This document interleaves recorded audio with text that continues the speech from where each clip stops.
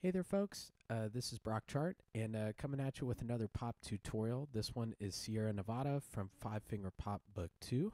And a little background about the inspiration here.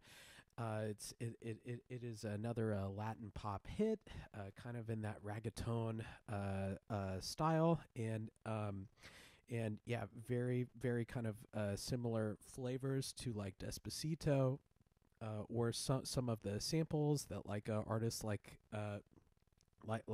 Cardi B or Bad Bunny use, kind of from like Cuba or Puerto Rico or like Central America flavors, and so kind of like that reggaeton sort of genre that we looked at earlier in the book. It very much has this boom and three, one and three, one and three.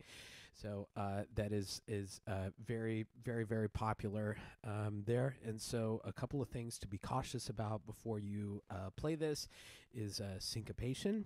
In this particular one, there's a lot of and of twos, there's a lot of and of fours being held over there. Articulations are also an important part of this style. Very short and light. And so like a lot of different combinations of maybe a slur or like a legato phrase followed by very like crisp staccato playing. And so let's go ahead and get started. So this right hand is going to be one is on E right above middle C, and I am going to kind of be in a spread out position here to where there's a skip between my one and my two, and that allows me to kind of play this A minor chord nice and comfortably. And you're going to be going down a step for this next chord, and then I'm almost like going diagonal for this third one right here in beat in measure 2. Like I've said before, anytime I have like a thumb or a pinky on a black key, I like to go into the key bed a little bit more. It makes it more comfortable for my hand. And so something that you can do, just getting used to the practicing or getting this in our fingers, is just to play each one of these chords as a whole note or a half note. And so even though they're arpeggiated in the music, it could be a good idea just to play them all in block chords. So let's try that. 1, 2, 3, switch. 1, 2, 3, switch. 1, 2, 3, and we're back. So, and yeah, that could just be a nice way of getting some of those chords in our hand, playing them in block position. You can also do that in the left hand too. We've got a 5 down on this low A here. And so if we wanted to play them all in block chords, just to kind of hear what everything sounds like, 2, 3, 4, 1, 2, 3, switch, 1, 2, 3, switch, 1, 2, 3, switch. So, yeah. And as for playing the actual music here, instead of our block chord exercise, they are going to be kind of in parallel motion. And so they're going to be kind of very similar shape and rhythms. And so almost think of it as like kind of a horn section. Maybe your right hand would be your trumpets, while your left hand might be like your trombones there. And so everybody's kind of playing a very similar part together.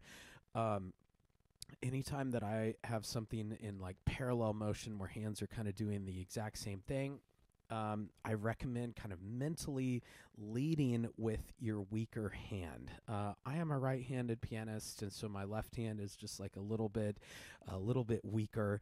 And so, my right hand is comfortable, it's confident, it can do, in any tempo that I want it to. But my left hand is just it's a little harder. So, whenever I do this, I'm going to try to lead with my left hand, and to where my right hand can follow that lead.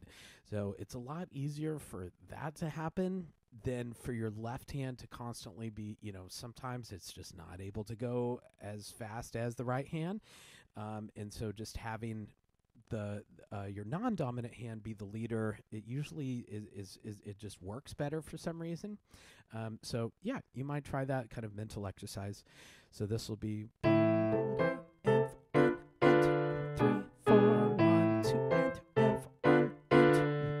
rest.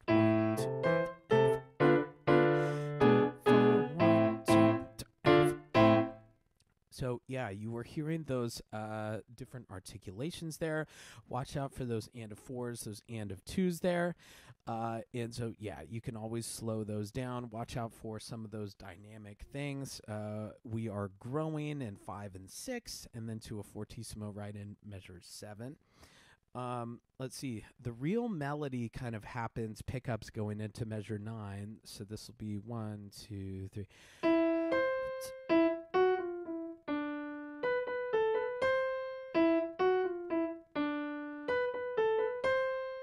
So it's kind of a cool, like, repetitive thing. A lot of this style of music is very, like, groove based. It's meant to be danced to, and the groove is, probably the most important part about it.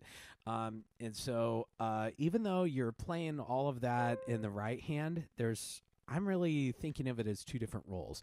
Our melody, or maybe like what the singer might do, bum ba dum. And then there's this like little counter phrase. It's almost like kind of chromatic there, or like an answer phrase that I'm definitely hearing would maybe be like a background horn, or I don't know, or like a guitar or something like that. But it's this call and response between what the singer has, bum ba dum, and then maybe your background trumpets, boo doo doo boo, and then back to the singer, bum ba doo doo da. Back to the background.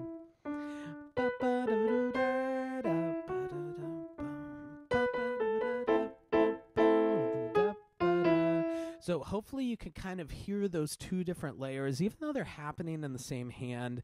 It is, I think, important just to be aware of do we have the melody? Is it more of like a background figure? Because that can really play a difference in your phrasing and also dynamics, and to where you can definitely make up words to this too.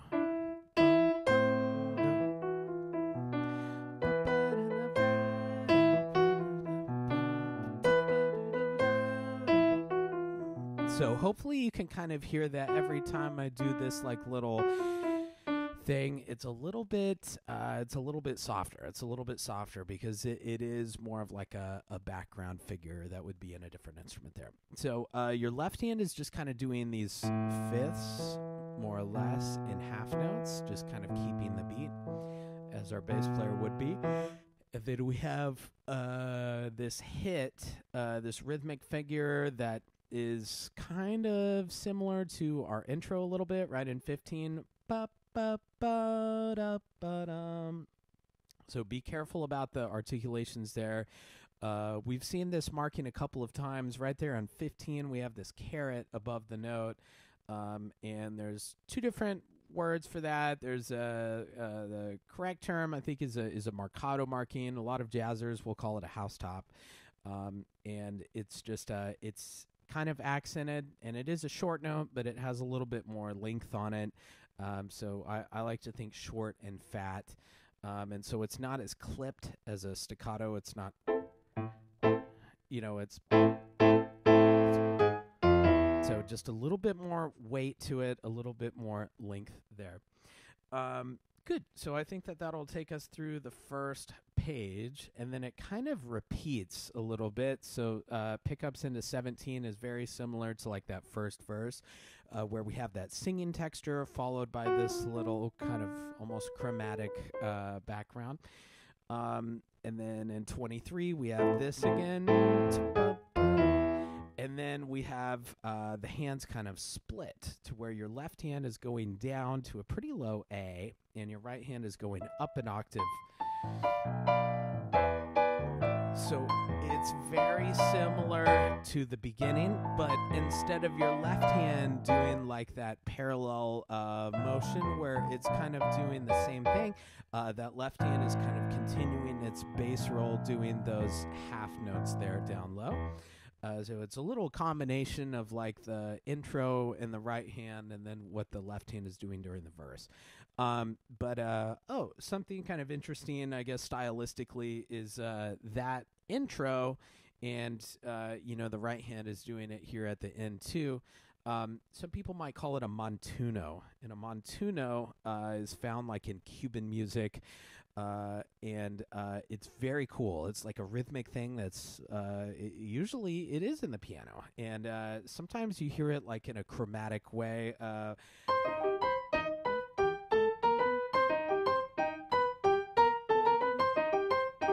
You know, to where it's kind of like a repetitive thing. It usually does have some chromaticism in there, and it's usually in parallel, I don't know, octaves, or sometimes you can have like, I don't know, Chick Corea is a great jazz pianist, and he would usually do that in like 2 octave spreads. But it's kind of that type of thing. It's usually very syncopated, usually really highlighting like the offbeats, and it usually has a little bit of chromaticism in there. And yeah, so that's a montuno, something that's usually seen in like Cuban music or from Central America. And so, yeah, that's kind of where this right hand comes from. And so you have that here in the right hand in 25. And your left hand is doing these half notes down here. So if you get bored of the left hand and would like to spice things up, a lot of bass players in this type of music will kind of do that ragatone heartbeat.